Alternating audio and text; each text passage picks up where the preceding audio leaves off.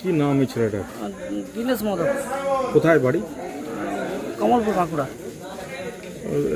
এখানে কি কাজ করতো? ও এখানে সোনার কাজ করতো। সোনার দোকানে হ্যাঁ কারিগর ছিল নাকি? হ্যাঁ। কতদিন ধরে আছে এখানে? মোটামুটি 3 বছর। 3 বছর। আজকে কি শুনলাম হঠাৎ করে? আজকে হঠাৎ করে কাজ নেই, এমনি বললো শরীরটা খারাপ লাগছে, বাসায় যাচ্ছি। তো এসে পরে এবার বাকি স্টাফরা এসে দেখছে ওরকম একটু জোরে অবস্থা জোরে চলছে।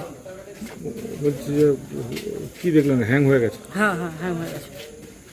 কি মনে হচ্ছে হঠাৎ সুইসাইড কেন? বলতে পারছি না।